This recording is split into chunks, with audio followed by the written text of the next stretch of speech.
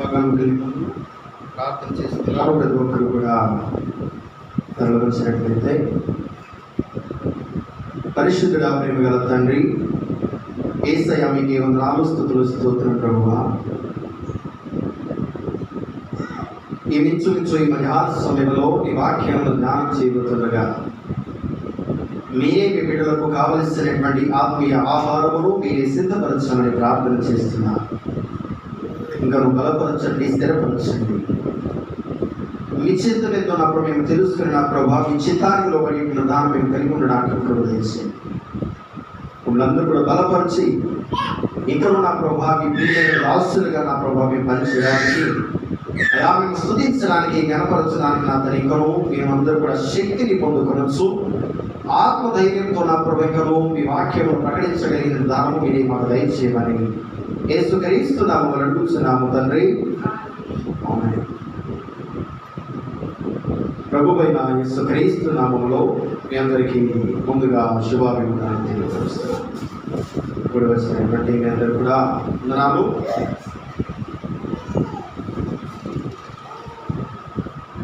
రాత్రికాల సమయంలో నాకు ఒక ఆలోచన వచ్చింది. వాక్యం బట్టి ఈరోజు మీతో మాట్లాడాలని.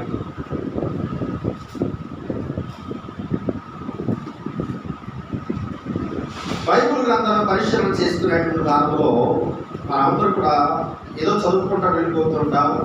కొన్ని సందర్భాలను బట్టి నూతనంగా మనతో మాట్లాడుతున్నటువంటి దానిగా మనకు కనపడుతూ ఉంటుంది. అయితే ఈరోజు నేను చెప్తున్నటువంటి అంశం ఏంటంటే ఆమె గురించి చెప్పాలనుకుంటున్నాను. ఏంటంటే అర్థమైంది మీకు? ఆమె అంటే ఏంటిది? అవును కాక అవును, ఇది ఖచ్చితంగా జరిగినటువంటి పని, జరుగుతుందనేటువంటి దానం. మమ్మల్ని గమనించినటువంటి దానం అయితే ఈ నూతన నిబంధనలు ఎక్కువగా ఆమె అనేటువంటి పదం మనకి ఎక్కువగా కనపడుతుంది. పాత నిబంధనలు అయితే కనపడేటువంటి దానము లేదు. ఈ రెండింటికి వ్యత్యాసం ఏంటి? ఈ రెండింటికి వ్యత్యాసం ఏంటంటే, ఇందాక మనం చదువుకున్నాం. మనకు ఆసాపు రాసినటువంటి కీర్తనలో ఒక వచనాన్ని, కొన్ని వచనాలు మనం చదువుకున్నాం. ఏం చదువుకున్నాం అక్కడ? ఎప్పుడు చదవండి. ఆసాపు కీర్తన అంటే 50వ కీర్తనలో మొదటి వచనం. దేవాతి దేవుడైనటువంటి యెహోవా ఆజ్ఞ ఇచ్చుచున్నాడు. తూర్పు దిక్కు మొదలుకొని పడమట దిక్కు వరకు భూనివాసులను రమ్మని ఆయన పిలుచుచున్నాడు. పరిపూర్ణము గల సౌందర్య సీయోనులో నుంచి దేవుడు ప్రకాశించుచున్నాడు. ప్రకాశించడం అంటే ఏంటి అర్థం? కనబడుతున్నాడు అని అర్థం. ప్రకాశించడం అంటే ప్రతి ఒక్కరు కూడా కనబడేటాను అని అర్థం. ఆ ప్రకాశించుచున్నాడు. మన దేవుడు వెయిట్ చేయించున్నాడు. వెయిట్ చేయడం అంటే ఏంటి అర్థం? వస్తున్నాడు. వెయిట్ చేస్తున్నాడు అంటే వస్తున్నాడు అని అర్థం. ఆయన వచ్చినటువంటి ఆయన మౌనముగా ఉన్నాడు. ఆయన ముందర ఏమంటుతుందంట? అగ్ని మండుతుందంట. ఆయన చుట్టూ ప్రచండ వాయువు విసరుచున్నది. ఆయన తన ప్రజలకు న్యాయము తీర్చడానికి బలి అర్పణ చేత నాతో నిబంధన చేసుకొనిన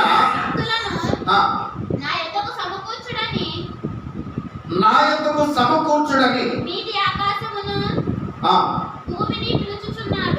నీలి ఆకాశమును భూమిని పిలుచుచున్నాడు. దేవుడు తానే న్యాయకర్త అయినాడు. ఆకాశము ఆయన నీతిని తెలియచేస్తున్నది. శరీరధారిగా ఉన్నటువంటి కాలం యేసుక్రీస్తు నా మాటలు గద్దించనేరు అన్నాడు. ఏ విధంగా గద్దించనేరు? భూమి ఆకాశములు గతించిపోయినను నా మాటలు గతించలేరు. ఎక్కడ ఉంటుంది మాట? ఎక్కడ ఉంటుందండి? మత్తయి గారు రాసినటువంటి సువార్తలో రాయబడి ఉంటుంది. మత్తయి గారు రాసినటువంటి సువార్తలో కొండ మీద ప్రసంగంలో చేయబడినటువంటి మాట, భూమి ఆకాశంలో గతించితేనే కానీ నా మాటలు ఏ విధంగా ధర్మశాస్త్రము నెరవేరు వరకు అని మాట్లాడతాడు. నెరవేరు వరకు ఒకసారి చదువుతారా? మత్తయి గారు రాసినటువంటి సువార్త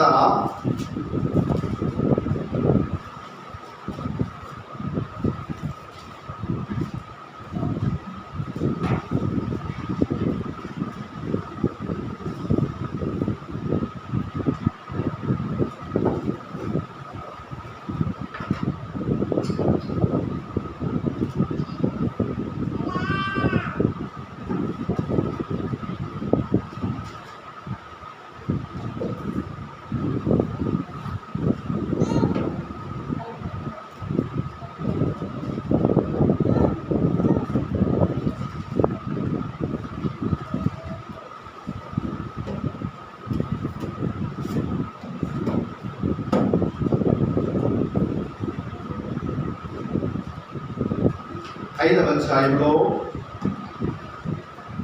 17వ వాక్యం చదవండి. ధర్మశాస్త్రమైనను ప్రవక్తల వచనములైనను కొట్టివేయవచ్చితినని మీరు తలంచవద్దు. నెరవేర్చుటకే కానీ కొట్టివేయటకు నేను రాలేదు. ఆకాశమును భూమియు గతించితే పోనే గాని ధర్మశాస్త్రమంతయు నెరవేరు వరకు దాని నుండి ఒక పొల్లైనను ఒక సున్న అయినను తప్పిపోదని నిశ్చయముగా మీతో చేకూర్చున్నాను అని. ఒకవేళ ఆశాపు రాయబడినటువంటి మాట ఒకవేళ అబద్ధమైతే యేసుక్రీస్తు లోకానికి వచ్చినట్టుగా, రాకపోతే అది అబద్ధమయ్యేది. వచ్చాడు కాబట్టి సత్యం అవుతుంది. తండ్రి అయినటువంటి దేవుడు మనకు చెప్పినటువంటి మాట ఏదైతే ఈ కాలంలో జరగబోతుంది అని తన ప్రవక్తల నోట పలికించాడో ఆ మాట నెరవేరుతుంది. ఒకవేళ నెరవేరకపోతే అది అబద్ధ ప్రవక్తలు మాట్లాడినటువంటి మాట అని కూడా మనము గమనించాలి. ఈ అమేన్ అనేటువంటి మాట ఇక్కడ లూకాగా రాయబడినటువంటి గ్రంథములు కానీ మత్తయి గారు రాసినటువంటి సువార్తలో ఈ యొక్క మాట్లాడినటువంటి మాట నెరవేర్పు అనేటువంటి దాని ఇది ఖచ్చితం జరిగినటువంటి మాట అనే అర్థం. ఆమేన్ అంటే ఇది జరిగింది, ఇది జరగబోతుంది, ఇది జరుగుతుంది అనేటువంటి మాటకు అర్థం ఇస్తున్నటువంటి దాన్ని కూడా గమనించాలి. గమనించినటువంటి మనము అనేక సందర్భాల్లో అమేన్ అనేటువంటి మాట రాయబడి ఉంటుంది. కానీ ఆయా సందర్భాలను బట్టి కూడా ఆలోచన చేయాలి. ఆమేన్ అనేటువంటి మాట ఎందుకని వాడబడింది? నెరవేర్పు కోసం మాట్లాడినటువంటి మాట, లేదంటే నెరవేరినటువంటి మాట్లాడుతున్నటువంటి మాట, లేదంటే నెరవేర్చున్నటువంటి మాట్లాడినటువంటి మాట. అంటే భూతకాలంలో మాట్లాడినటువంటి మాట, భవిష్యత్తు కాలంలో మాట్లాడుతున్నటువంటి మాట, లేకపోతే వర్తమాన కాలంలో మాట్లాడేటువంటి మాట. 3 కాలాలు సూచిస్తాయి, కానీ ఒకే సందర్భము కాదు. ఇక్కడ ఆమేన్ అనేటువంటి పదం ఒకే మాటే కానీ ఆయా సందర్భాలను చూపిస్తుంది. ఆ పై వచనాలను ధ్యానం చేసినటువంటి దానిలో చిన్న ఉదాహరణ మీకు చెప్తాను. ఒక వ్యక్తి కూరగాయలు అమ్మడానికి ప్రయత్నం చేస్తున్నాడు, వ్యాపారం చేయడానికి కూరగాయలు అమ్మేటువంటి ప్రయత్నం చేస్తున్నాడు. కానీ ఆ వ్యక్తి విస్తృతమైనటువంటి ధనం కలిగి ఉన్నాడు. గమనించాడు. ఏం చేస్తున్నాడంటే కొన్ని మాత్రమే కూరగాయలు పెట్టాడు, కొన్ని మాత్రమే ఆయన దగ్గర ఉన్నాయి. అన్ని ఒకవేళ అమ్ముడు పోవడమేమనేటువంటి ఉద్దేశం కూడా కలిగి ఉన్నాడు. కానీ ఆ వ్యక్తి ఏమని అనౌన్స్మెంట్ చేస్తున్నాడంటే కూరగాయలు అన్ని నా దగ్గర ఉన్నాయి, మీరు రండి అంటున్నాడు. కూరగాయలు అన్ని నా దగ్గర ఉన్నాయి, మీరు రండి అంటున్నారు. కూరగాయలు అమ్ముతున్నా అని చెప్తున్నాడు. వచ్చినటువంటి వాళ్ళందరూ కూడా తిడుతూ వెళ్ళిపోతున్నారు. అన్నీ కూడా ఉన్నాయన్నావు కదా, ఎందుకని లేవు నీ దగ్గర అని. కానీ ఆ యొక్క వ్యక్తి ఉద్దేశం ఏంటి? వ్యాపారం చేయాలి, అనేక మందిని పిలవాలి. నా దగ్గర కూరగాయలు ఉన్నాయని పిలవాలి. కానీ ఆయన దగ్గర ఏం లేవు, కూరగాయలు లేవు. ఎందుకని లేవు? ఏం లేవు. అతనికి దగ్గర సామర్థ్యం, ఒకవేళ కొనడానికి సామర్థ్యం లేదో, లేదంటే ఉదయము తిరుగుబడలేదు దాన్ని కొనడానికి. కానీ ఆ యొక్క ఉద్దేశం ఏంటి? నేను వ్యాపారం చేయాలి. వ్యాపారం అంటే ఏంటి? సాధకమైనటువంటి విధానం. ఇక్కడ చేస్తున్నటువంటి వ్యాపారం అందరూ కూడా వ్యాపారులు కాదు, అందరు కూడా లాభం సంపాదించుకునే విధానం కాదు, అందరు కూడా ఉదాహరణ మనసు కూడా ఉండదు. అందరూ కూడా వ్యాపారులు అవుతారండి, అందరూ కూడా అవరు. ఇక్కడ ఆమె అనేటువంటి పదజాలం కూడా ఆయా సందర్భాలను చూపిస్తుంది. ఈ యొక్క వచనము ప్రతి ఒక్కరు కూడా జ్ఞాపకం చేసుకోండి. ఆయా విధానం ఎందుకని చూపిస్తుందో మీ అందరితో మాట్లాడడానికి సిద్ధపడతాను. పేతురు గారు రాసినటువంటి పత్రికలో, మొదటి పత్రికలో 2 సందర్భాల్లో ఆమేన్ అనేటువంటి పదజాలం రాయబడింది. పేతురు గారు రాసినటువంటి పత్రిక మొదటి పత్రికలోనే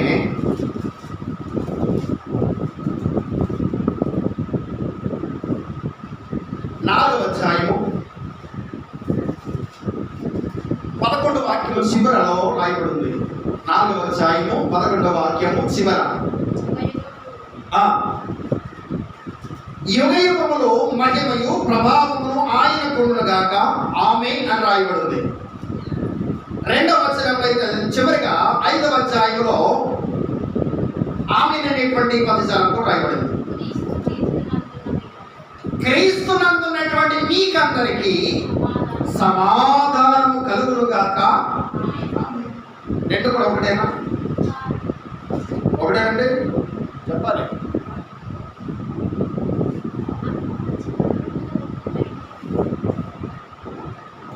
రెండు కూడా ఒకటేనా? ఎందుకని ఒకటి కాదు? ఆమె ఉంది కదా.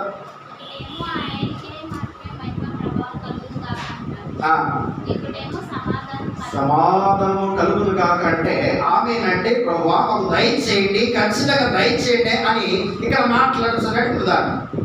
అక్కడేమో ఆయన స్తుతించుతున్నటువంటి ఉదాహరణ, ఆయన అప్పుడైనటువంటి వాడు అని మాట్లాడుతున్నాడు. ఈ 2 సందర్భాలు కూడా గమనించాలి. ఒక వచనాన్ని తీసుకొని అనేక సందర్భాల్లో దాన్ని వాడుతుందిగా ఆమె రాయబడింది కదా. ఇది వచనానికి రిఫరెన్స్ అని చూపించడం కరెక్ట్ కాదు. అన్ని కూరగాయలు నా దగ్గర ఉన్నాయి అనడమే అక్కడ చేస్తున్నటువంటి లోపం, వ్యక్తి దగ్గర ఉన్నటువంటి లోపం. అన్ని కూడా దానికి సంబంధించిన విధానం కాదు. ఆ వ్యక్తులు ఏమైనా ఆశిస్తూ వస్తున్నారంటే వ్యక్తి దగ్గర కూరగాయలు ఉన్నామేమో అని ఆలోచన చేస్తున్నారు, కానీ వ్యక్తి దగ్గర లేవు. ఇక్కడ ఆమెన్ అనేటువంటి పదజాలం కూడా ఒక విధానం చూపించట్లేదు, అనేక సందర్భాలను చూపిస్తుంది. ఆ విషయం కూడా మనం గమనించాలి. వాక్య పరిశీలన చేస్తున్నట్టు దానిలో ఉదాహరణకు మన వాక్య గ్రంథంలోకి కదా లూకా గారు రాసినటువంటి సువార్త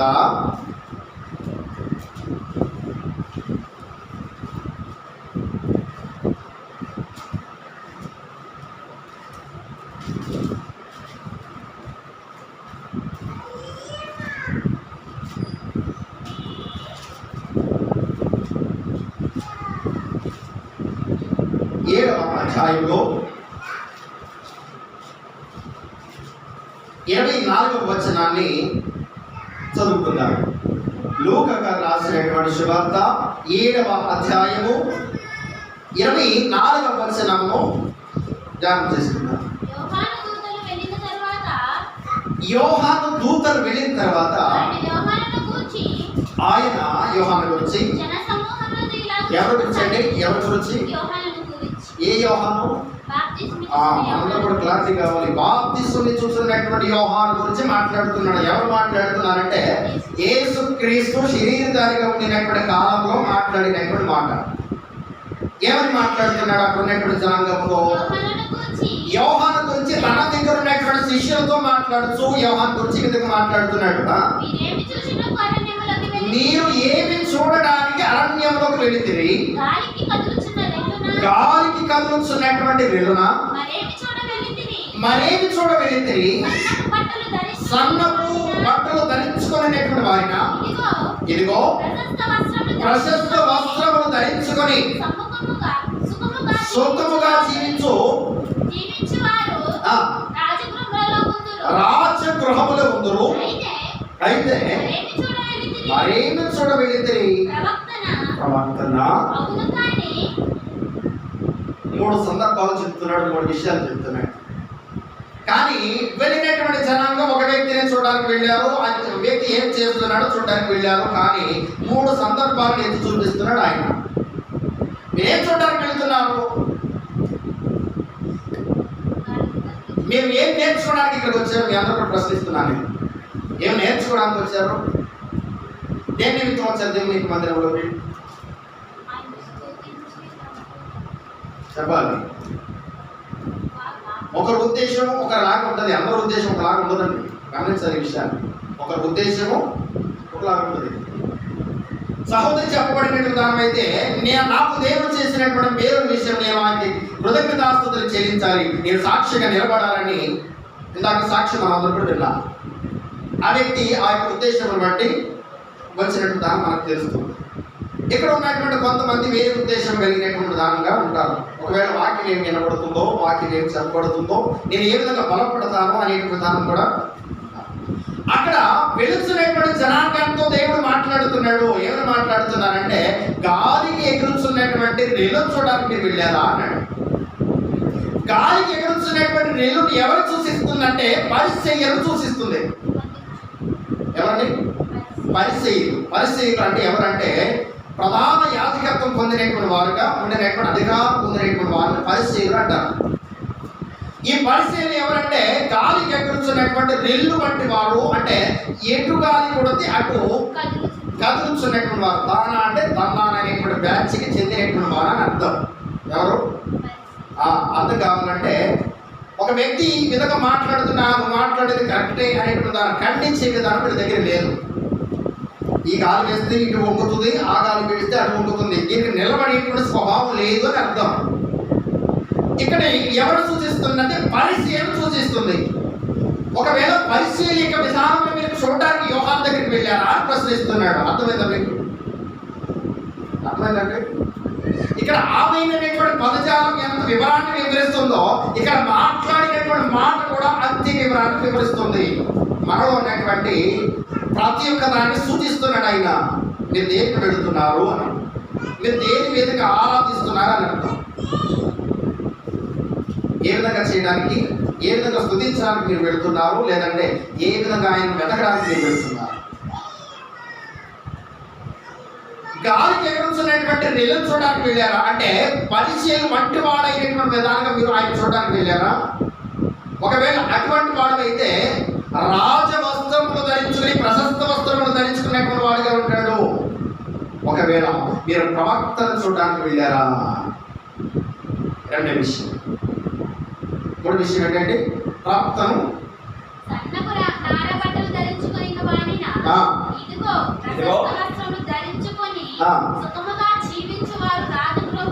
సుఖముగా జీవించువారు రాజగృహములో కొందరు. ఆ రెండో విషయం. అది మూడో విషయం. అయితే మరేమి చూడ మీరు వెళ్ళితే ప్రవక్తన? అవును, కానీ ప్రవక్త కంటే గొప్పవానినని నీతో చెప్పుతున్నాను. ఎన్ని విషయాలు చెప్పాడు ఆయన?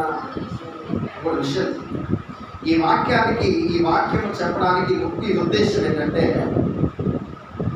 నేను ఎన్ని రోజులు బైబిల్ తెలిసి ఓపెన్ చేసినా కానీ మొట్టమొదటిగా నాకు కనబడేటువంటి వాక్యం ఇది. బైబిల్ కాదు. ఎన్నిసార్లు నేను బైబిల్ ఇట్లా తీసి చదవడానికి ప్రయత్నం చేస్తానో, మొట్టమొదటిగా నాకు కనబడేటువంటి వాక్యం ఇదే. మీరు ఏమి చూడబెళ్ళారు?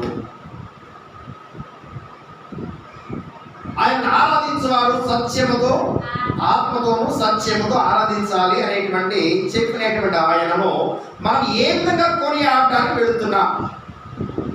మన ఆశను బట్టి ఆయన మొరపెట్టడానికి వెళుతున్నామా? ప్రభువా, నాకు ఇది కావాలనేటువంటి ఆశ కలిగి ఉన్నామా? లేకపోతే నీ చిత్తం ఏదో మా జీవితాన్ని పట్ల నెరవేర్చమని ప్రార్థన చేయడానికి వెళ్తున్నామా? దేశంలో చాలా ఉంటాయి. అంటే ఎందుకంటే మనము ఆశాజీవులు. ఎవరు? ఆశాజీవులు. కాబట్టి ఆశ పడటము న్యాయమే. అందుకని యాకోబు అంటాడు ఒక విషయంలో, ఒకసారి చదవండి 4వ అధ్యాయంలో యాకోబు రాసినటువంటి లేఖలో 4వ అధ్యాయము 6వ వచనం అనుకుంటా. ఒకసారి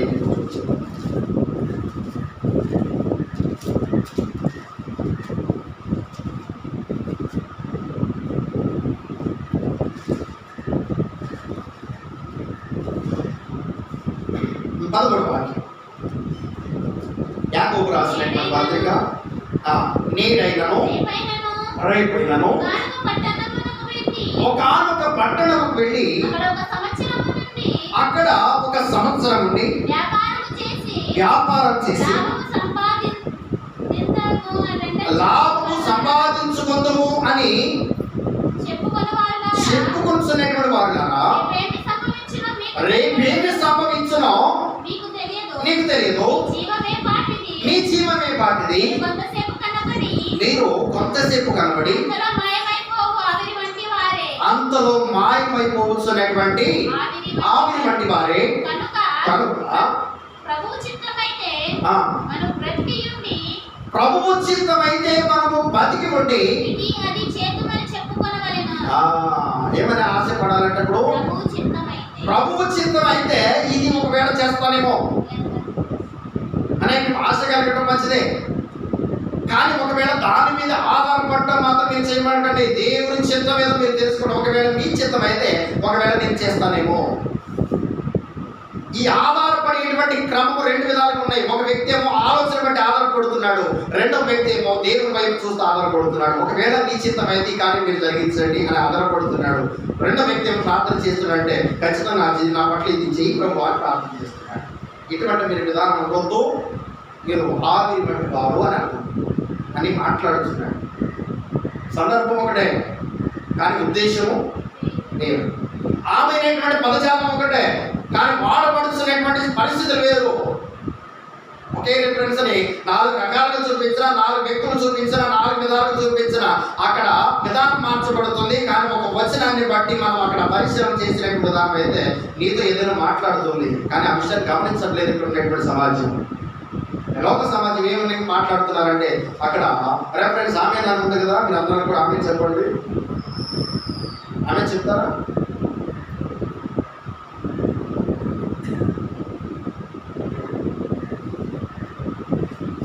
ప్రకటన గ్రంథంలో కూడా ఆమె అనే మాట ఒకసారి రాయబడి ఉంది. దాన్ని కూడా మీకు చెప్తాను.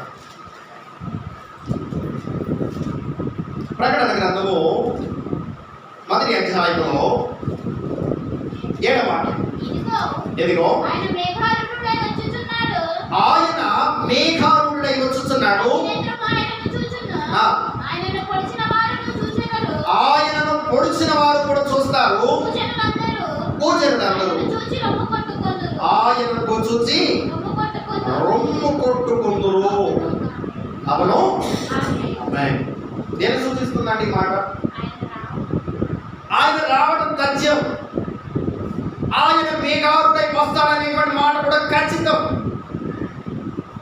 ఆయన పొడిచినటువంటి వారు కూడా చూస్తారు, ఇది కూడా సత్యం. ఇక్కడ భూపునాదులు కూడా లేవపడతాయి, ఇది కూడా సత్యం. ఇది మీరు విశ్వసించినట్లయితే అవును ఆమెనని చెప్పండి అని చెప్తున్నాడు. ఎక్కడి నుంచి? మహాసు దీపంలో ఉన్నటువంటి చివరి కాలంలో ప్రభు దినము ప్రాప్తించింది. ఎవరికి? యోహానికి. ప్రభు దినం అంటే ఏంటి అర్థం? చావుకు సమీపంగా ఉన్నాడని అర్థం. ప్రభు దినము నాకు వచ్చినప్పుడు నేను పరవశుడనయ్యా అన్నాడు. అంటే చాలా ఎక్కడ ఉన్నాడు ఆయన? చావు మరణ పంచుల్లో ఉండి మాట్లాడుతున్నటువంటి మాట. ఈ మాట్లాడుతున్నటువంటి మాట అవును ఆమె అని చెప్పినటువంటి వ్యక్తి, విశ్వాసం కలిగినటువంటి వ్యక్తి. ఇది జరగబోతున్నటువంటి కాలాన్ని సూచిస్తుంది ఆమె అనేటువంటి పదజాలం. ఇక్కడ మాట్లాడింది అక్కడ చెప్పినటువంటి ఆమె అనేటువంటి పదమేమో దేని సూచిస్తుంది? జరుగుతుంది, జరగబోతుంది, ఒకవేళ జరిగింది. ఆమెకు ఇంత చరిత్ర ఉందండి. ఒక ఆమె అనేటువంటి పదాన్ని పట్టుకుని నానా రకాలుగా మాట్లాడితేది అయ్యేటువంటి దానము కాదు. మన ఆలోచన బట్టి కూడా మాట్లాడుతున్నటువంటి దాని కాదు. మీరు ఏమి చూడగలుగుతున్నారు, మీరు ఏమి వినగలుగుతున్నారు? దేవుడు మనందరూ కూడా ప్రశ్నిస్తున్నటువంటి మాట, మీరు ఏమి చూడగలుగుతున్నారు, ఏమి వినడానికి వెళుతున్నారు? హృదయం పరిశీలన చేసుకోండి. ఇప్పుడు మనం ఏమి చూడగలుగుతున్నాం, ఏమి వినడానికి వెళుతున్నాం? దేవుని దగ్గర ఏమి పొందుకోవడానికి వెళుతున్నాం, లేదంటే జీవన చిత్తం ఏదో తెలుసుకోవడానికి వెళుతున్నాం? గమనించినప్పుడు మనము ఏదో ఒక వచనాన్ని పట్టుకుని మనం ఎలాంటి కాదు, ఆ వచనంలోని పరమార్థము నీతో మాట్లాడుతుంది. ఏదో విషయాన్ని, ఏదో చరిత్రాత్మకమైన ఆధారానికి చెప్తుంది, లేదంటే భవిష్యత్తులో జరగబోతున్నటువంటి విషయాన్ని నీకు తెలియపరుస్తుంది. ఇక్కడ దేవుడు మాట్లాడుతున్నాడు. అక్కడ ఉన్నటువంటి జనాంగం మీరు ఏమి చూడగలుగుతున్నారు? గాలికి ఎగురుతున్నటువంటి రెల్లునా, మనుషుల యొక్క స్వభావం బట్టి మాట్లాడించిన విధానంలో ఒకవేళ మీరు అనుకుంటున్నారా, ఒకవేళ ప్రవక్తే అవును గాని ప్రవక్త అంటే దేవుని చేత ఏర్పరచబడినటువంటి వాడు, దేవుని యొక్క మాటను తెలియపరచబడినటువంటి వాడు ప్రవక్త అంటే.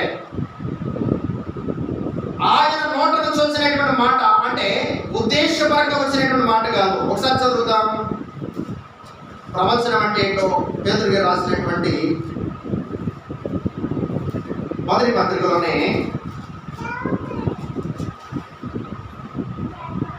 ఎక్కడున్నామన్నమాట,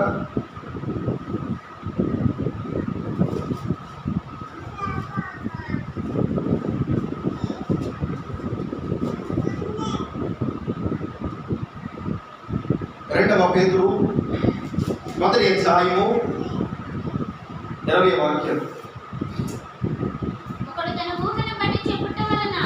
ఒకడు తన ఊహను బట్టి చెప్పుట వలన లేఖనములో ఏ ప్రవచనము పుట్టదు. ఒకవేళ పుడితే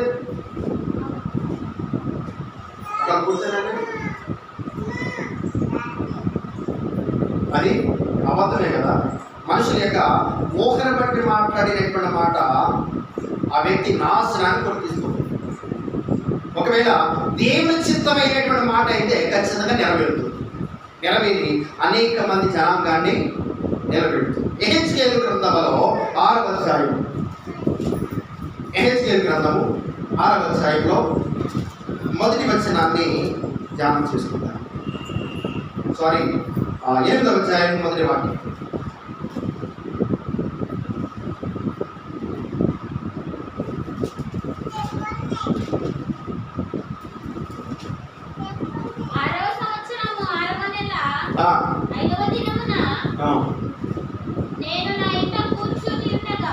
ఎక్కడున్నాడంట? ఎక్కడున్నాడంటే ఇంట్లో కూర్చుని ఉండగా దేవుని యొక్క ఆత్మ ఎప్పుడు వచ్చింది ఆయన దగ్గరికి? డేట్ కూడా చెప్తున్నాడు. 6వ సంవత్సరం. ఏ 6వ సంవత్సరం అంటే ఒక రాజు పరిపాలన చేస్తున్నాడు ఆ కాలం. అతను ఎన్ని సంవత్సరాలు పరిపాలన చేశాడంటే ఒక 20 సంవత్సరాలు పరిపాలన చేస్తున్నాడు అనుకుందాం అనుకోండి. ఆ 20 సంవత్సరాల్లో 6వ సంవత్సరం అంటే అతను పరిపాలన చేసినప్పుడు 6వ సంవత్సరం అని అర్థం. ఆ 6వ సంవత్సరం 6వ నెలలో 5వ దినమందు నేను నా ఇంట కూర్చుని ఉండగా యూదా పెద్దలు నా యొద్ద కూర్చుని ఉండగాను. ఎవరు కూర్చున్నారంట అక్కడ? మీరు గమనించాలన్నమాట. యూదా పెద్దలు నా యొద్ద కూర్చున్నారు. యూదా పెద్దలు అంటే ఎవరు? ధర్మశాస్త్రోపదేశకులు, ప్రధాన యాజకులు, పరిసయ్యులు, ఇక ఏదైనా పెట్టుకోండి. వాళ్ళందరూ ఎక్కడ కూర్చున్నారంట? అతని దగ్గర కూర్చున్నాడు. తండ్రి దేవుడు మంచి సమయాన్ని చూశాడు. యెహెజ్కేలుతో మాట్లాడుతున్నాడు. అక్కడ ఉండేటువంటి వారిని గద్దించడానికి మాట్లాడుతున్నాడా, బలపరచడానికి మాట్లాడుతున్నాడా, సరిచేయడానికి మాట్లాడుతున్నాడా? ఈ విషయాన్ని గమనించాలి. యెహోవా వాక్కు వచ్చింది. యెహెజ్కేలుతో మాట్లాడుతున్నాడు దేవుడు. ఏమని మాట్లాడుతున్నాడు? ఏ సందర్భాన్ని బట్టి మాట్లాడుతున్నాడు? ఇప్పుడు చదువుదా. అంతటా నేను చూడగా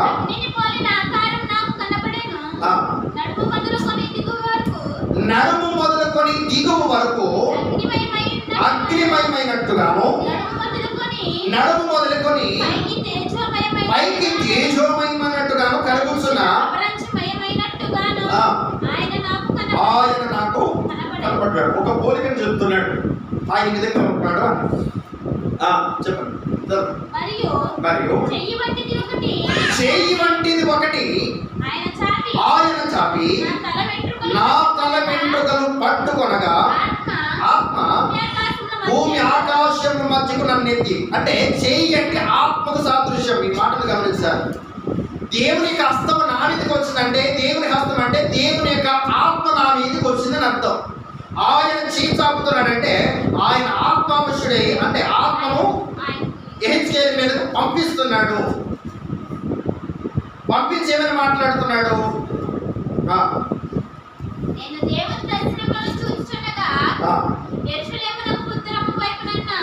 యెరూషలేముకు ఉత్తర వైపునున్న ఆవరణము ద్వారము దగ్గర రోషము పుట్టించు విగ్రహము స్థానంలో నన్ను దింపాడంట. ఎవరు దింపాడు? యెహెజ్కేలు దింపాడు. అంటే ఇక్కడ ఉన్నటువంటి పెద్దలతో మాట్లాడుతున్నాడు.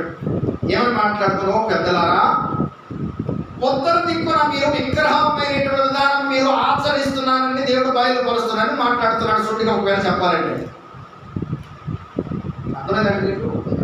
ఏమని మాట్లాడుతున్నాడు దేవుడు? అక్కడ హెచ్కెల్తో మాట్లాడుతున్నాడు, అక్కడ ఉన్నటువంటి పెద్దలతో కూడా మాట్లాడుతున్నాడు. ఉత్తర దిక్కున ఉన్నటువంటి విగ్రహారాధన విధానము హేయకరమైనది, నాకు అసహ్యమైనటువంటి కార్యము. ఓ పెద్దలారా, మీరు ఎందుకు అది చేస్తున్నారని మాట్లాడుతున్నాడు.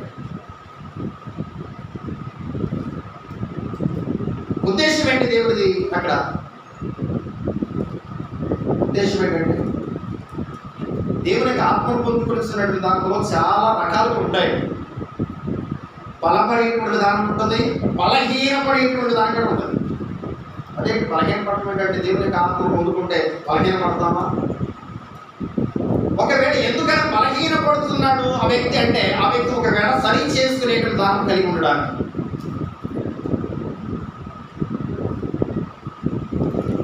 దేవుని యొక్క అభిషేకము సౌలు బలంగా పొందుకున్నాడు. మొట్టమొదటి రాజుగా అయినటువంటి సౌలు బలంగా పొందుకున్నాడు.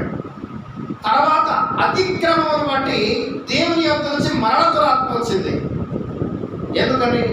ఒకవేళ ఆ వ్యక్తి ఆ స్వభావమును మార్చుకుంటాడేమో అని, తనకున్నటువంటి స్థితిని బట్టి, ఆ యొక్క విధానాన్ని బట్టి, అయ్యా నేను తప్పు చేశాను కదా, నేను పాపం చేశాను కదా, సరిదిద్దుకునేటువంటి దానికి ఒకవేళ కలిగి ఉంటాడేమో. ఈ విధంగా శోధించినట్లయితే మంచిది కదా. ఇక్కడ పెద్దలు దేవుడు మాట్లాడుతున్నాడు. చదవండి ఇప్పుడు.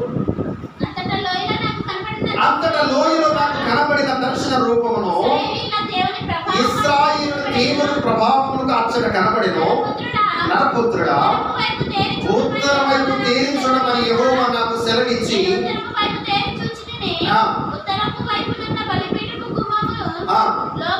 లోపల రోషము పుట్టించు ఈ విగ్రహమును కనబడెను. అంతటా ఆయన నాకు ఇలాగూ సెలవిచ్చెను. నరపుత్రుడా, ఏంటంట? వారు చేయించినటువంటి దానిని, అంటే ఇశ్రాయేలు ప్రజలు ఎవరంటే విగ్రహారాధికులా లేదంటే దేవుణ్ణి స్తుతించేటువంటి వారా? దేవుని స్తుతించేటువంటి వారు ఎటువంటి స్తుతిస్తున్నారంటే విగ్రహారాధన అయినటువంటి వారి విధానం స్తుతిస్తున్నారు. కానీ మేము దేవుని స్తుతిస్తున్నామని చెప్పుకుంటున్నాం. వీళ్ళే గాలికి ఎగురుతున్నటువంటి రెల్లు వంటి వారు. కాలాన్ని బట్టి, మనిషి యొక్క స్వభావం బట్టి ఆరాధిస్తున్నటువంటి దానం. ఇది దేవునికి హేయకరమైనటువంటి కార్యమని గమనించాలి. ప్రతి విషయంలో కూడా మేము విగ్రహారాధన చేస్తున్నాం, కానీ మేము దేవుని స్తుతిస్తున్నాం అనేటువంటి దాని ఒకవేళ ఆలోచన చేస్తున్నట్టే జనాంగం కూడా ఈ లోకంలో ఉన్నారు. లేదంటే లేరండి రండి. దేవుడు చేయకపోతే ఇదంతా కూడా ఎక్కడి నుంచి వచ్చిందంటే మేము దేవుని స్తుతిస్తున్నాం. ఇదే యొక్క ఏ విధంగా ఆలోచన చేస్తున్నామంటే ఈ విగ్రహంలో దేవుడు ఉన్నాడని మేము స్తుతిస్తున్నాం. అక్కడ ఇశ్రాయేలు చేసినటువంటి పని అదే. విగ్రహారాధన పెట్టుకున్నారు. దీని వైపు చూసి మృక్కుతో మేము దేవుని ఆరాధిస్తున్నామన్నారు. దేవుడు ఏం చెప్తున్నాడు? నాకేమో అసహ్యమైన కార్యం అని చెప్తున్నాడు. ఈ లోక జనాంగానికి అర్థం కావట్లేదు. విగ్రహారాధన మేము విగ్రహారాధన చేస్తున్నామంటే యేసు శరీరం కదా మేము ఆరాధించేది ఎవరిని? ఆయన ఆత్మస్వరూపుల బాబు నేనని చెప్తుంటే మేము కాదండి, మేము యేసు స్వరూపమునే ఆరాధిస్తున్నాం. మన జ్ఞానం అటువంటి విధానం వెళ్ళిపోయింది. హేయకరమైన కార్యం అని హెచ్చగలుగుతానే దేవుడు బయలుపరుస్తున్నాడు. అతనటువంటి జ్ఞానంతో బయలుపరుస్తున్నాడు. ఈరోజు మనందరితో దేవుడు బయలుపరుస్తున్నాడు. ఏం నేర్చుకోవడం వెళ్తున్నారు, ఏం నేర్చుకోవడానికి వెళ్తున్నారు? ప్రతి ఒక్కటి ఒక విధానమేనా? ఒక విధానం అంటే ఆయా సందర్భాలను బట్టి తండ్రి దేవుడు ఇచ్చాడు. రాత్రికాల సమయంలో మనం చదువుకున్న వాక్యాన్ని, అక్కడ ఉన్నటువంటి ఇశ్రాయేలు జనాంగాన్ని రక్షించడానికి అక్కడ ఉన్నటువంటి ఒక బొమ్మను చేస్తే, ఒక పాము అనేటువంటి బొమ్మను చేసి, ఇద్దరు బొమ్మను చేస్తే దాన్ని ప్రొక్కడం మొదలు పెట్టాడు. ఇక్కడ ఉన్నటువంటి మానవుడు, అక్కడ ఉన్నటువంటి జనాంగం, ఇశ్రాయేలు జనాంగం దేవుడికి ఏమది హేయకరమైన దాకా కనపడుతుంది. ఇదేంటి? నేను పరిశీలన చేయమని చెప్పాను కదా, మేము రొక్కమని చెప్పాను. ఏం చెప్పండి? దాని నుంచి పరీక్షించి పరీక్షడు మనం వాళ్ళకున్నటువంటి జ్ఞానం ఏంటో. ఎందుకని పరీక్షించి పరిశోధించమనే వాళ్ళని మేము ఎప్పుడైతే ఈ హేయకరమైన ఆలోచన చేసి దేవుడి వైపు మేము విరుద్ధమైన ఆలోచన చేసాము, దాన్ని బట్టే మాకు ఈ శోధన వచ్చింది. అందుకని ఈ చూసినప్పుడు వాళ్ళకి ఆ హృదయాన్ని తట్టాలి. దేవుని యొక్క ఉద్దేశం అది. అక్కడ ఏమి లేదు. ఏముందా? విగ్రహం ఏమి లేదు. కానీ విగ్రహారాధన చేస్తున్నటువంటి వారు అక్కడ ఏదో ఉందనుకుంటున్నారు. ఇది అజ్ఞానమైనటువంటి దానం. దేవుని మహిమపరిచేటువంటి దానం ఆత్మతో సత్యముతో మీరు ఆరాధించండి అని దేవుడు చెప్పినటువంటి మాట. మనం దేవుని యొక్క విధానంలో మార్చిపోయి విగ్రహంతో మేము స్తుతిస్తున్నాం. కానీ సత్యంతోనే. సత్యం అంటే యేసుక్రీస్తు యొక్క బొమ్మ అండి, యేసుక్రీస్తు స్వరూపం. అది మన విశ్వాసం ఆ విధంగా ఉండిపోయింది. ఆమేన్ అనేటువంటి పదజాలము అక్కడ ఉన్నటువంటి దాన్ని ఏ విధంగా సూచిస్తుందో, ఆయా కాలాన్ని బట్టి సూచిస్తుందో, లేదా అక్కడ ఉన్నటువంటి విషయాన్ని సూచిస్తుందో గమనించాలి. ఆమేన్ అనేటువంటి పదం ఒకటే, కానీ అక్కడ వాడబడినటువంటి పరిస్థితులు వేరు. పరిస్థితులను బట్టి అక్కడ ఉన్నటువంటి విధానాన్ని బట్టి గమనించాలి. గమనించినటువంటి మనము ఏ విధంగా మనం ఆయన దగ్గరికి వెళుతున్నామో, ఏ విధంగా ఆయన చిత్తంలో తెలుసుకుంటున్నామో గమనించి వాక్యాన్ని పరిశీలన చేయడానికి సిద్ధపడినటువంటి మనం అనేక మందికి తెలియపరచాలి. అది మన మీద పెట్టినటువంటి బాధ్యత. వాక్యమును బట్టి తండ్రి దేవుడు చేత మనం ఏం నేర్చుకున్నామో నేర్చుకున్న దాన్ని వాడు ఊరికి వదిలిపెట్టలేదు. ఆసాపు ఎందుకని దర్శించడం దేవుడు మాట్లాడినటువంటి మాట, ఎందుకని లోకానికి తెలియపరచాలనుకున్నాడు. మన పని ఏంటికి తంతి వాయిద్యం వాయించడం, దేవుని మహిమపరచడం, వెళ్ళిపోవడం, దేవుడికి ఇష్టమైనటువంటి బిడ్డగానే జీవించడం. కానీ లోకానికి ఏదో తెలియపరచాలి, దేవుడు నాకేదో తెలియపరుస్తున్నాడు. ఒకవేళ ఈ సందర్భాన్ని తెలియపరిచినట్లయితే ఒకవేళ దేవుని వైపు చూసేటువంటి దాన్ని కలిగి ఉంటాను. మనందరి వైపు దేవుడు హస్తం చాపాడు. మనందరి వైపు దేవుడు హస్తం చాపాడు. ఆత్మను వసుతున్నాడు. వసుతున్నటువంటి కాలంలో పొందుకొని ఆ ఆత్మను అనేక మంది పొందుకునే విధానం మనం చేసినట్లయితే దేవుని వైపు మన కరికరం పొందుకునేటువంటి విధానం కలిగినటువంటి మనం ఇక్కడ పరిపూర్ణత. ఒకసారి చదవండి యాకోబు గ్రంథంలోనే, యాకోబు పత్రికలోనే చివరి వచనాన్ని 4వ అధ్యాయము 14వ వచనం అనుకుంటా. ఒకసారి చదవండి, నేను పూర్తి చేస్తాను.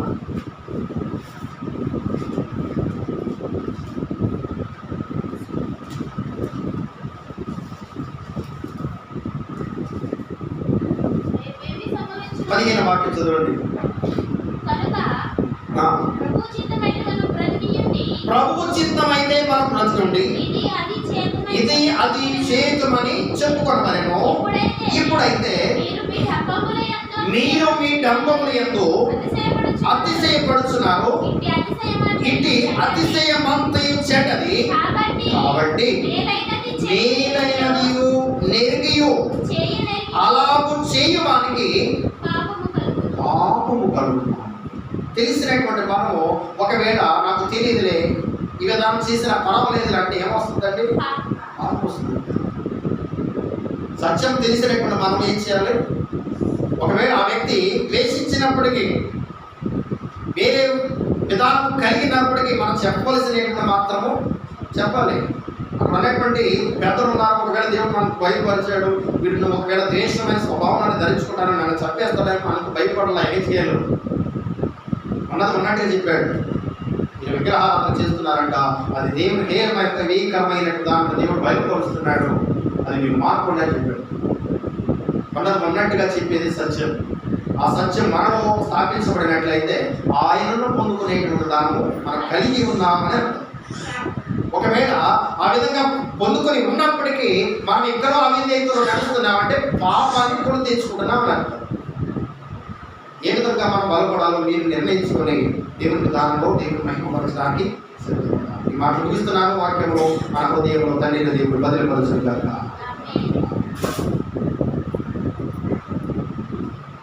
ప్రార్థన చేసుకుందాం. వ్యక్తి ఎవరైనా ప్రేరేపించబడినటువంటి వారు ప్రార్థన చేయండి. నేను చివరిగా ఆశీర్వాద ప్రార్థన.